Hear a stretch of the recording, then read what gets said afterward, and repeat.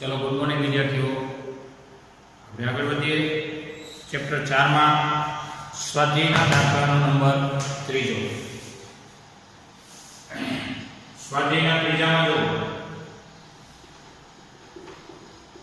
સમક્ષિતિજ સમતલમાં રહેલા એક લાંબા સીધા તારમાંથી 50 એમ્પીયર જેટલો પ્રવાહ ઉત્તરથી દક્ષિણ દિશામાં વહે છે. I બરાબર 50 એમ્પીયર. તારની પૂર્વમાં 2.5 મીટર અંતરે આવેલા બિંદુએ ચુંબકીય ક્ષેત્રનું મૂલ્ય અને દિશા શોધો.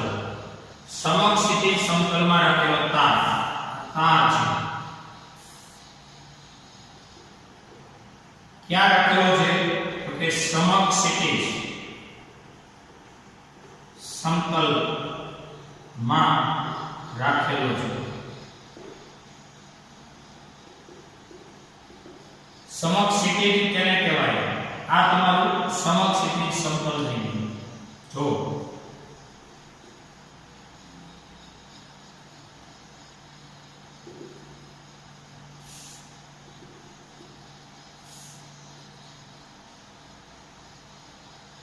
આ તમારું સમક્ષિતિજ સમતલ.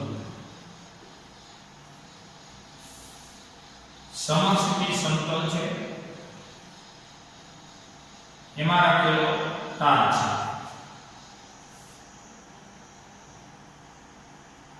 હવે આ તાર કેવો છે? તો કે પ્રવાહધારી છે. ચલો આગળ. ઉત્તરથી દક્ષિણ દિશા તરફ પ્રવાહ વહે છે. હવે આપણે દિશાઓ સેટ કરીએ. ચાલો જો આ થઈ પૂર્વ એટલે આ પશ્ચિમ. પૂર્વની સામે ઊભા રહીને આપણો જમણો હાથ આવે એ દક્ષિણ, આ ઉત્તર. અહીં પ્રવાહ કઈ દિશામાં વહે છે? જોજે ઉત્તરથી દક્ષિણ દિશા તરફ વહે છે. ઉત્તરથી દક્ષિણ તરફ એટલે પ્રવાહની દિશા કઈ? ઉત્તરથી દક્ષિણ તરફ પ્રવાહ વહે છે. વાંચો. તારની પૂર્વમાં 2.5 મીટર અંતરે આવેલા બિંદુએ, પૂર્વમાં એટલે આ બાજુ, એટલે અહીંયા આમ કહેવાય, અને આ બરાબર 2.5 મીટર, 2.5 મીટર અંતરે આવેલા બિંદુએ, આ બિંદુને હું P કહી દઉં. 2.5 મીટર અંતરે આવેલા બિંદુએ ચુંબકીય ક્ષેત્રનું મૂલ્ય અને દિશા. તો આપણા આ દાખલાની અંદર પ્રવાહધારી તારથી સ્મોલાર અંતરે ચુંબકીય ક્ષેત્ર D બરાબર μ0 I બાય 2 pi r. હમણાં લાસ્ટમાં મેળવ્યું. પ્રવાહધારી તારથી આ અંતરે ચુંબકીય ક્ષેત્રનું આ સૂત્ર થયું. તો હવે B બરાબર μ0 એટલે 4 pi 10 - 7. આ એટલે 50 એમ્પિયર છેદમાં 2 pi r. આ એટલે કેટલા અંતરે? 2.5 મીટરે. તો ફાઇનલી B બરાબર આ બે ઉડી ગયા, બે વધ્યો, એટલે કે 2 ગુણ્યા 50 ના છેદમાં 2.5 એટલે થયું 40. 10 - 7. B બરાબર એક સ્ટેપ આમાં આવો, 4.0 એટલે કે 4. એક ઘાતનો વધારો થાય એટલે -6 ટેસ્લા. આ ચુંબકીય ક્ષેત્ર B નું શું થયું? મૂલ્ય થયું. આ મૂલ્ય છે. હવે દિશા. તો દિશા નક્કી કરવી હોય તો જમણા હાથના સૂરના નિયમની મદદથી અંગૂઠાને પ્રવાહની દિશામાં રાખો.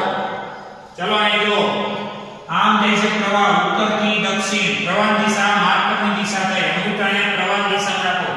ત્યાંથી r જેટલી અંતરે પૂર્વમાં જાઓ પૂર્વ એટલે આમ થાય, ભલે દોયરો આમ કઈ પૂર્વ ન હોય, પૂર્વ આમ હોય. આને તમે દક્ષિણ કહો તો પૂર્વ ક્યાં હોવાનું? આમ. એટલે પ્રવાહની દિશામાં અંગૂઠો રાખી આંગળીઓને વીંટાળો. આંગળીઓ ક્યાં જાય છે? ઉપર આવે છે.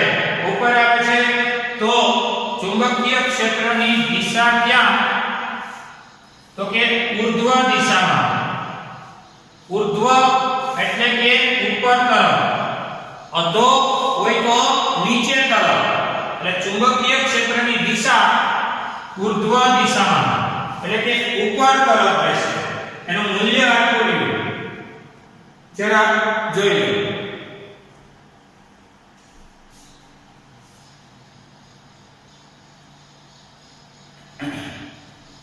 જો આપણો તાર છે ને, તાર રાખેલો છે સમક્ષિતિજ અને ચુંબકીય ક્ષેત્રની દિશા આવે છે ઉર્ધ્વ અને એ ક્યાં ખબર? શિરોલંબ. શિરોલંબનો મતલબ થાય સમક્ષિતિજ ને લંબ, એને શિરોલંબ કહેવાય. અને ઉર્ધ્વ એટલે ઉપર તરફ. શિરોલંબ એટલે વાય અક્ષ તરફ આપણા કેસમાં. હવે શિરોલંબ અધો હોય તો નીચે, શિરોલંબ ઉર્ધ્વ છે તો ઉપર અને સમક્ષિતિજ હોય તો એક્સ અક્ષ પર. એટલે તાર સમક્ષિતિજ છે, જ્યારે ચુંબકીય ક્ષેત્ર ક્યાં આવ્યું? શિરોલંબ ઉર્ધ્વ તરફ એટલે કે ઉપર તરફની દિશામાં. અને ચુંબકીય ક્ષેત્ર B નું દિશા હોય એનું મૂલ્ય હોય આટલું. રેડી? હવે એના પછીનો દાખલો જોઈએ.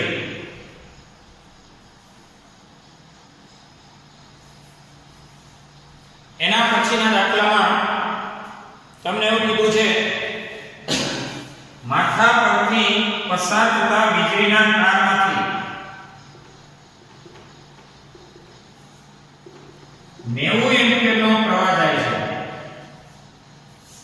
પૂર્વથી પશ્ચિમ દિશામાં વહે છે.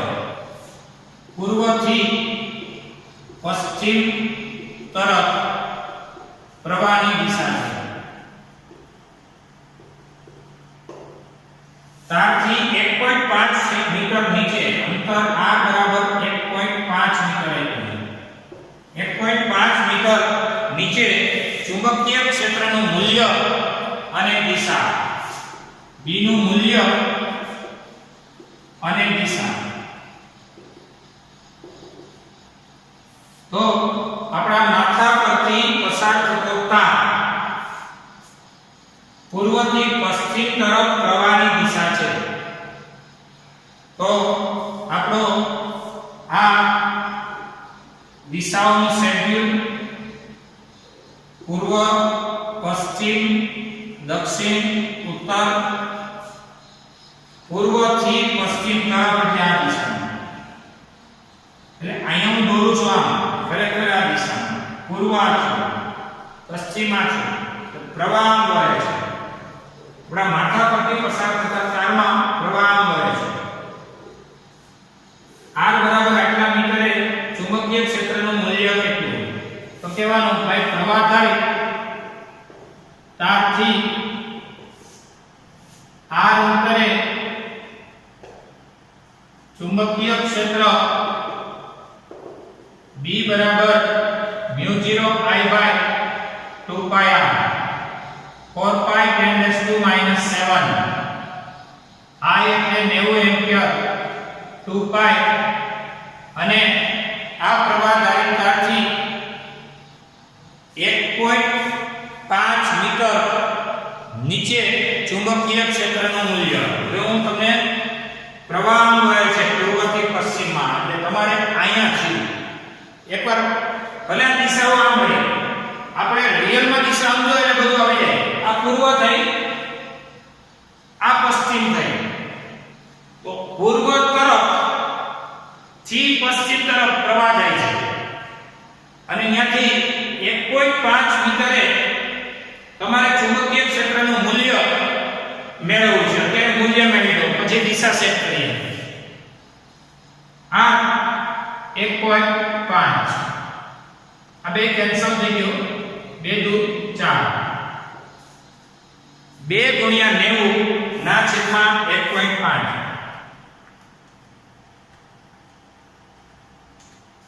એટલે કે 120 10 ની માઈનસ 7 1 2 1.2 બે સ્ટેપ આમાં આવો એટલે 2 ઘાતનો વધારો એટલે -5 ટેસ્લા આ થયું મૂલ્ય.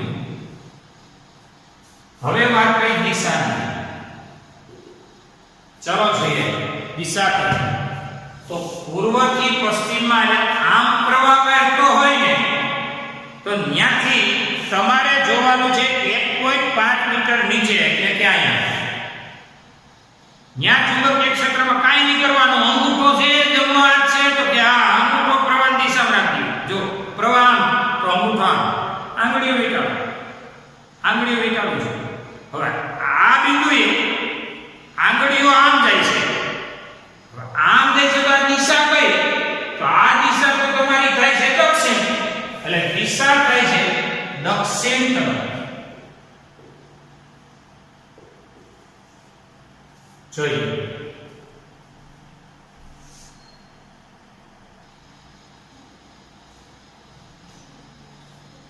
ચલો નેક્સ્ટ પોઈન્ટ સોલેનોઇડ.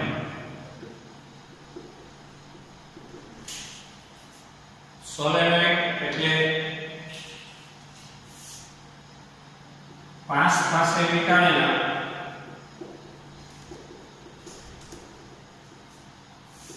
પ્રવાહકારી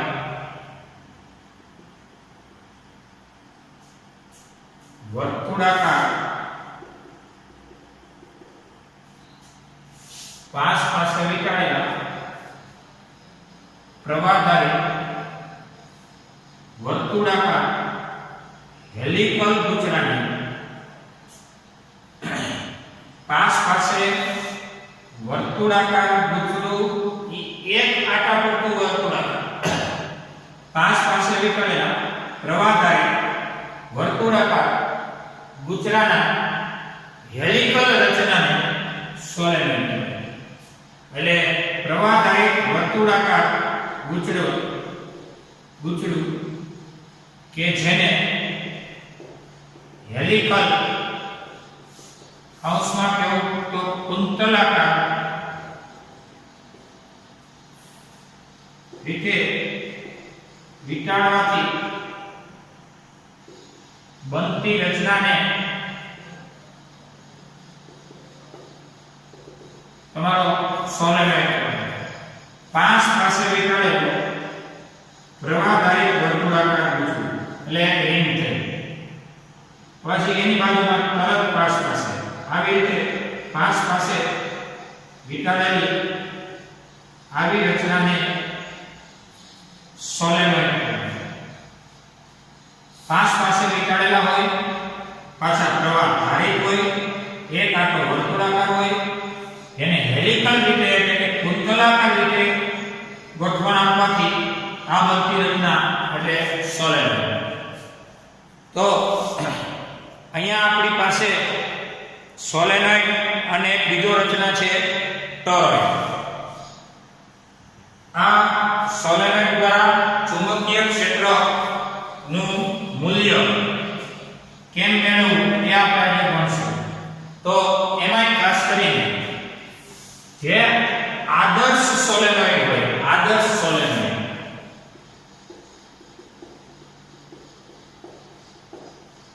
ના બધા આકાર વર્તુળાકાર હોય.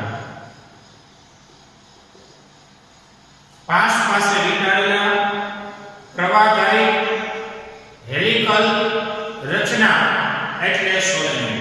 જેનો એક આંટો વર્તુળાકાર હોય, તરત એના પાડોશી આંટાઓ વર્તુળાકાર હોય તો એ સોલેનોઇડ. આદર્શ સોલેનોઇડના બધા આંટા વર્તુળાકાર હોય. એક આંટો વર્તુળાકાર, પાડોશી આંટો વર્તુળાકાર. જ્યારે રેગ્યુલર સોલેનોઇડનો સમગ્ર આંટો એ વર્તુળાકાર પૂરો થઈ તરત બીજો વર્તુળ શરૂ થતો હોવાથી જેને કહેવાય હેલિકલ. હેલિકલનો મતલબ થાય છે કુંતલાકાર. આ વાત સોલેનોઇડ. હવે તમારી પાસે આવું કોઈ સોલેનોઇડ છે જોઈએ કે જેમાં આવા સોલેનોઇડને ધ્યાનમાં લો.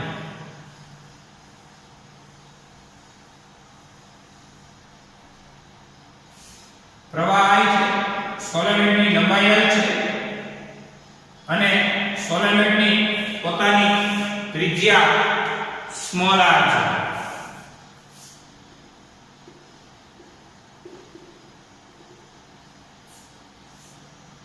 આ સોલેનોઇડના આડછેદને ધ્યાનમાં લો. તો હવે અહીંયા તમે જોઈ શકશો આ સોલેનોઇડનો તાર છે.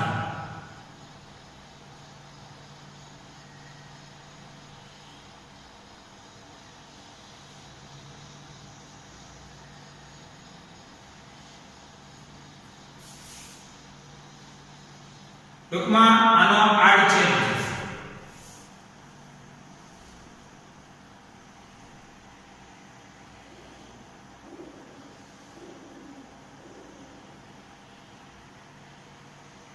નમૂના માટે 4 આંટાને ધ્યાનમાં લીધેલા છે. હવે એમાં ચુંબકીય ક્ષેત્રની દિશાને મેન્ટેન કરીએ.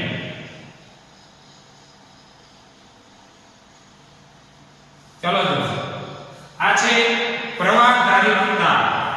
હવે એમાં તમે લોકો ઓલરેડી જોવો છો ને એ એનો આડછેદ છે, મતલબ આવા શેપમાં છે.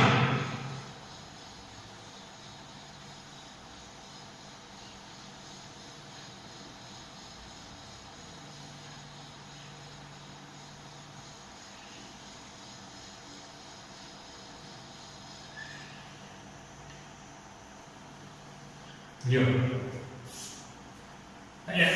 તમને માત્ર આવા ભાગ દેખાય છે ટૂંકમાં.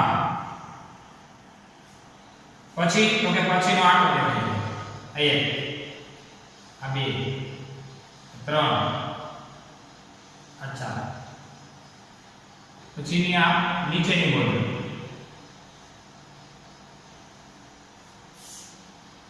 હવે તમારે ચુંબકીય ક્ષેત્રને મેન્ટેન કરવું હોય ને પ્રવાહની દિશા આમ વિચારો.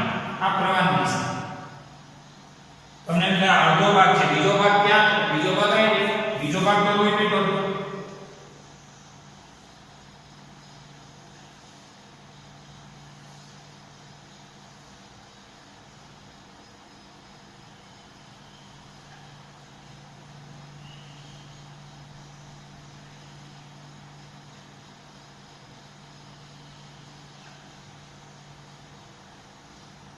એક ભાગ આ બાજુનો છે, બીજો ભાગ આ બાજુનો છે.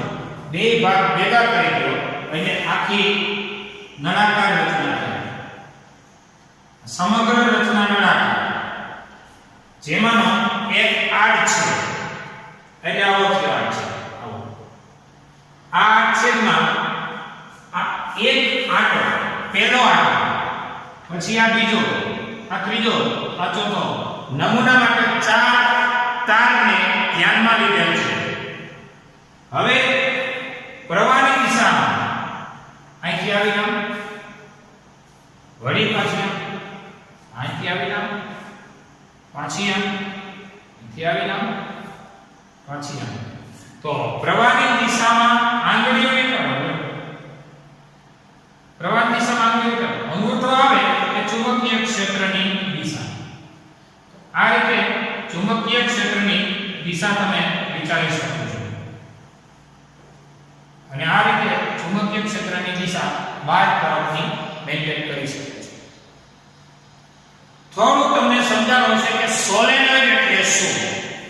સોલેનોઇડ એટલે પાસે વીંટાળેલા વાહક તારના હેલિકલ ગૂંચળાને સોલેનોઇડ કહેવાય. ફરીથી બોલું છું, સોલેનોઇડ એટલે પાસે વીંટાળેલા વાહક તારના હેલિકલ ગૂંચળાને સોલેનોઇડ કહે છે. આદર્શ સોલેનોઇડના દરેક આંટા વર્તુળાકાર હોય. આપણે અહીંયા આપણી પરિસ્થિતિમાં સોલેનોઇડ હેલિકલ બની છે. સોલેનોઇડના દરેક તાર પાડોશી તાર સાથે આવરણથી જોડાયેલા હોય છે. એક તાર બીજો તાર પ્રથમ તાર સાથે બીજો તાર અવાહક આવરણથી જોડાયેલ હોય એ રીતની ગોઠવણ હોય. આટલો બધો ગેપ ન આ તો સમજવા માટે ગેપ છે. અહીંયા ચાર આંકડાને ધ્યાનમાં લીધા છે. અહીંયા પ્રવાહની દિશા બતાવું છું તો આમ આ સ્વાભાવિક ભલે ને ફરી પાછી આમ. અને હવે તમારી ટેક્સ્ટબુકમાં આકૃતિ જો કે પ્રવાહની દિશા જે દિશામાં હોય ત્યાં ચુંબકીય ક્ષેત્રને મેઇન્ટેન કરી શકો છો.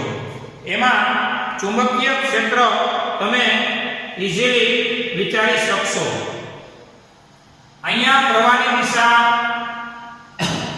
અંદર જાય છે અને અહીંયા પ્રવાહ બહાર આવે છે. તો પ્રવાહ બહાર આવે, જો આ બહાર આવે છે, બહાર આવે અહીંયા અંગૂઠો રાખો, આંગળીઓ વીંટાળો. આંગળીઓ વીંટાળશો એટલે ચુંબકીય ક્ષેત્રની દિશા આવી જશે. અહીંયા અંદર જાય છે, અંદર જાય છે ત્યાં અંગૂઠો રાખો, પ્રવાહની દિશા અંદર જાય છે. અંગૂઠો રાખો, આંગળીઓ વીંટાળો, વીંટાળશો એટલે ચુંબકીય ક્ષેત્રની દિશા આ રીતે થશે. આ થશે ક્લોકવાઇઝ, આ થશે એન્ટી ક્લોકવાઇઝ. આવા દરેક ભાગમાં તમારી આકૃતિને એ તમે પ્રિપેરેશન કરી શકો. દાખલા તરીકે આમાં, પછી આમાં દોરવાનું જોઈ લો, મેં તમને સમજાવ્યું. આમાં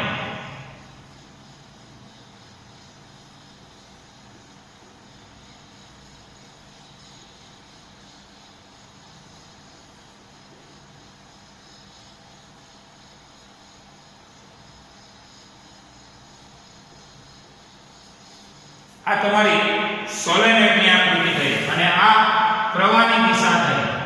આ પ્રવાહની દિશા હતી, પ્રવાહને આપ્યું છે. આ પ્રવાહની દિશા થઈ અને આ ચુંબકીય ક્ષેત્રની દિશા.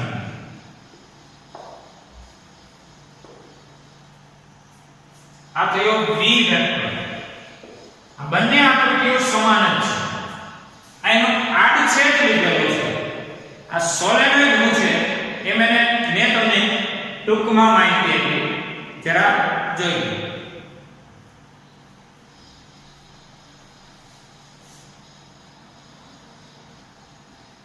તમને આ બધાય હતી ચુંબકીય ક્ષેત્ર આમ દર્શાવેલું છે અને આ બધાય હતી ચુંબકીય ક્ષેત્ર એ આમ દર્શાવેલું છે. બીજું અહીંયા મેં કીધું પ્રવાહ બહાર આવે છે, બહાર આવે છે એટલે ન્યા ચિહ્ન છે ડોટ. જો અહીંથી બહાર આવે છે અને અહીંયા દાખલ થાય છે, દાખલ થઈને ચિહ્ન છે ચોકડી.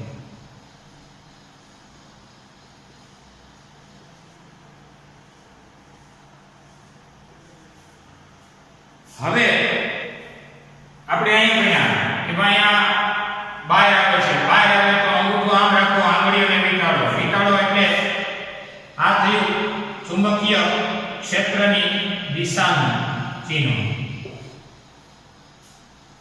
અહીંયા અંદર જાય છે, અંદર જાય છે ત્યાં અંગૂઠો રાખી, આંગળીઓ વીંટાળો, જમણી બાજુ ખસે, નીચે પડે, નીચે પડે એટલે ચુંબકીય ક્ષેત્રની દિશા. અને એ બેની વચ્ચે તમને ચુંબકીય ક્ષેત્રની એક્સ્ટ્રા પ્રિપેરેશન કરાવો તો આ અહીંયા આવે છે અને આમ જાય છે, પરિણામે આમ કરી શકાય છે.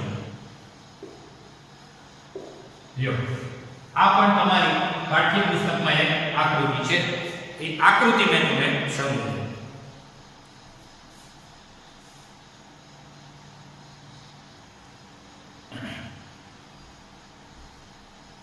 चलो देखो सोलेनोइड में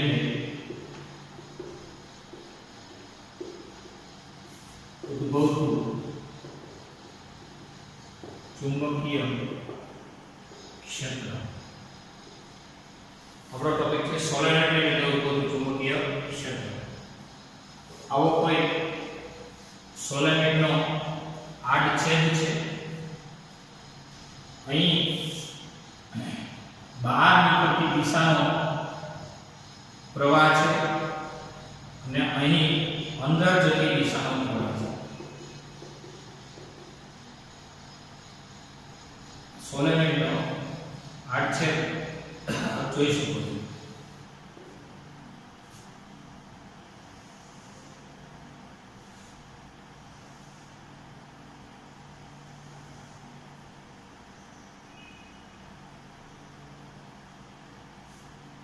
હવે ખાસ કરીને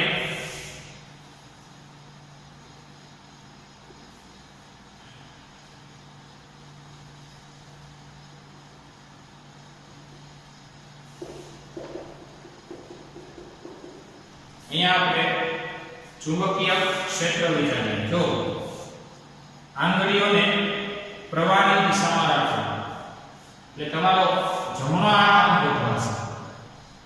આંગળીઓને પ્રવાહની દિશામાં આવ્યો, પ્રવાહ જાય છે, આંગળીઓની કામ બાય કરવા એટલે જમણો હાથ આમ ગોઠવાશે અને એ થઈ બી ની દિશા.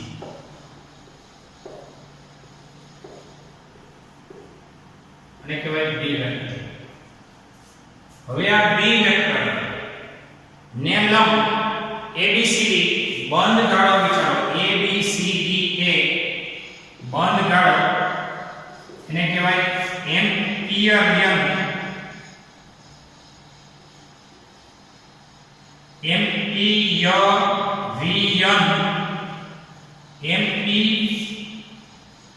એમ્પિયરિયન લૂપ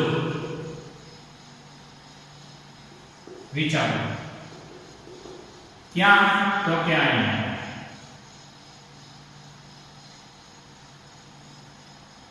ABCD એમ્પિયરિયન લૂપ છે. આ અંતર h છે. તો એમ્પિયરિયન લૂપના વિભાગો વિચારીએ. આ એમ્પિયરિયન લૂપ તમારી પાઠ્યપુસ્તક પ્રમાણે ચુંબકીય ક્ષેત્રની દિશામાં AB વિભાગ છે. AB આ અંતર h છે. આ છે બિંદુ C અને આ છે D. આ છે h.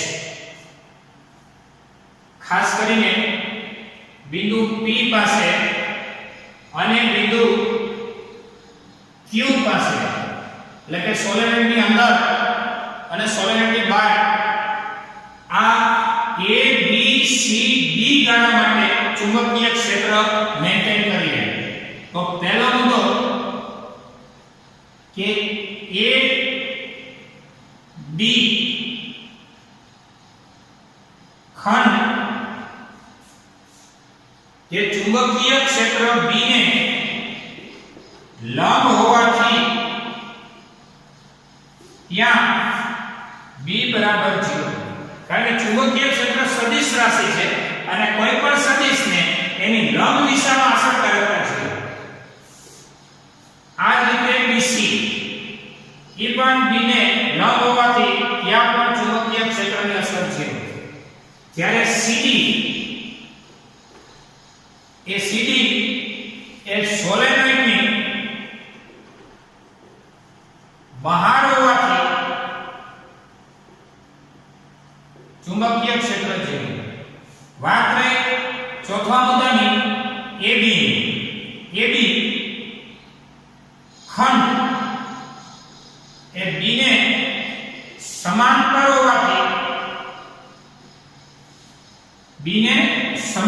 હોવાથી ત્યાં ચુંબકીય ક્ષેત્ર B એ આપણને મળે. એટલે કે અંદરના ભાગમાં મળે.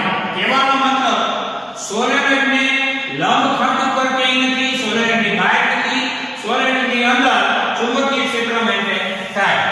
હવે આપણે જાણીએ છીએ કે એકમ લંબાઈ દીઠ આટાની સંખ્યા સ્મોલ n હોય. એટલે કે સંખ્યા સ્મોલ n. અહીં સ્મોલ l બરાબર h હોવાથી આ લંબાઈની વાત કરતો, આ લંબાઈની વાત કરું, એન્ટેરિયર લૂપની વાત કરું છું, આટલી લંબાઈમાં હોવાથી અહીંયા h, આ n અને આ સ્મોલ n, તેથી n બરાબર થશે nh. બીજું વિચારો, એક આંટો હોય સોલેનોઇડમાં, ત્યારે એમાંથી પસાર થતો પ્રવાહ I કહેવાય. તો અહીંયા સોલેનોઇડ n આંટાનું ધ્યાનમાં લીધું છે. આ સોલેનોઇડ કેટલા આંટાનું છે? n આંટાનું છે. આ બધા આંટાઓ છે. n આંટાના સોલેનોઇડ માટે પ્રવાહનું મૂલ્ય કેટલું, એને આપણે I કહીશું, એને ni. એટલે કે I બરાબર કેપિટલ N into I. તો કેપિટલ N એટલે NH. જો કેપિટલ N એટલે NH, એની સાથે સાથે I અહીંયા કારણ કહી દઉં, સમીકરણ નંબર 2 NH આવે. હવે એમ્પિયરના સર્કિટલ નિયમ પરથી B into L એટલે mu0 I integration B dot dl. B એટલે ચુંબકીય ક્ષેત્ર અને dl એટલે ચુંબકીય ક્ષેત્રનો બંધ ગાળો. હવે ચુંબકીય ક્ષેત્ર ક્યાં છે એ તમે કયો એટલે અમે કહી દઉં, તો કે પ્રવાહ ચાલિત તાર હોય કે નહીં, તો કે એની આસપાસ છે. કોણ? ચુંબકીય ક્ષેત્ર. તો પ્રવાહ ચાલિત તારની આસપાસ ચુંબકીય ક્ષેત્ર છે અને આ ચુંબકીય ક્ષેત્રનો બંધ ગાળો એટલે આપણે ધારેલી આવડી આ એમ્પિયરિયન લૂપ ABCD ધારેલી છે. તો આ બંધ ગાળો અહીંથી અહીંયા સુધીની લંબાઈ પૂરતો પરિમિત છે એટલે L બરાબર થયો h. એટલો હોવાથી જો B dot dl નું ઇન્ટિગ્રેશન એટલે mu0 I જેટલું થાય. એક આંટાનો પ્રવાહ I જ્યારે n આંટાનો પ્રવાહ I e એટલે કે ni. સમીકરણ 2 ને આમાં મૂકીશું એટલે B dot dl, dl નું સંકલન થશે. જો B એટલે ચુંબકીય ક્ષેત્ર, જરા નજર કરો, ચુંબકીય ક્ષેત્ર ક્યાં છે જોઈ લો, તો કે પ્રવાહની દિશા આમ છે, ત્યાં અંગૂઠો રાખ્યો, અંગૂઠો રાખવાથી આંગળીઓ વિચારી તો ચુંબકીય ક્ષેત્ર આમ છે અને આમ છે. તો એ તમારે આની દિશામાંથી હોય B અને dl, dl નું સંકલન L અને L એટલે h હોવાથી BH બરાબર mu0 I અને I એટલે NHI, I એટલે NHI, બંને બાજુ એક એક h કેન્સલ. તેથી B બરાબર mu0 ni. એટલે કે B બરાબર mu0 એટલે શૂન્યાવકાશની પરમિએબિલિટી, n એટલે એટમ લંબાઈમાં આંટાની સંખ્યા અને I એટલે સોલેનોઇડમાં તારમાંથી પસાર થતો પ્રવાહ. એક તારનો I, n તારનો ni. એટલે B બરાબર મુનિ આ સૂત્ર યાદ રાખવા જેવું છે. જોઈએ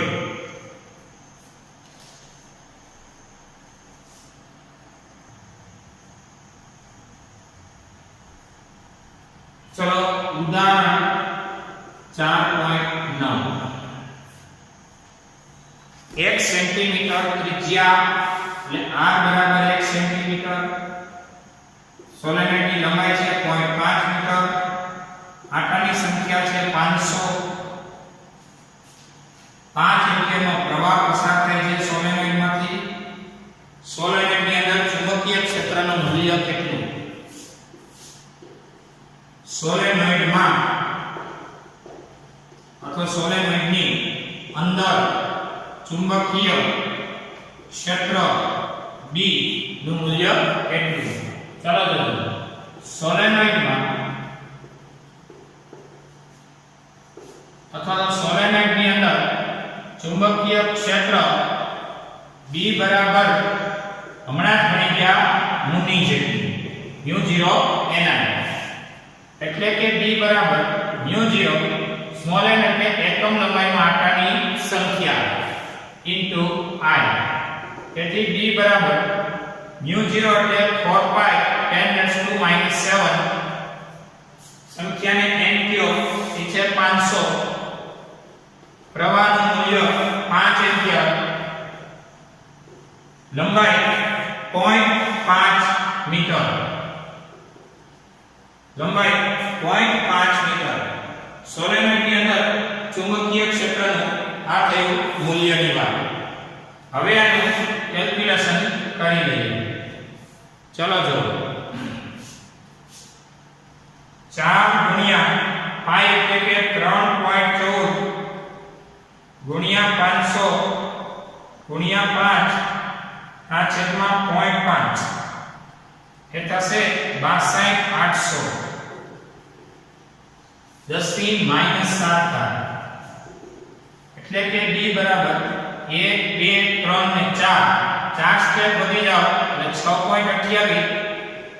4 નો વધારો કરો એટલે -3 ટેસ્લા. આ થયું સોલેનોઇડની અંદર ચુંબકીય ક્ષેત્રનું મૂલ્ય. જોયું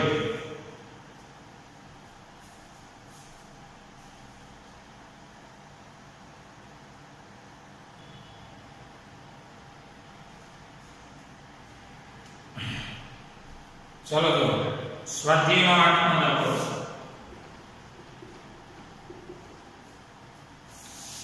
એસી સેન્ટીમીટર લંબાઈનો એક સોલેનોઇડ પર પાસે 400 આંટાવાળા 5 આવરણ વીખરેલા છે. લંબાઈ છે 80 સેન્ટીમીટર, આંટાની સંખ્યા 400, આવરણ 5 એટલે 400 આંટા એક આવરણ, એવા 5 આવરણ એટલે કુલ આંટાઓ થઈ ગયા 2000.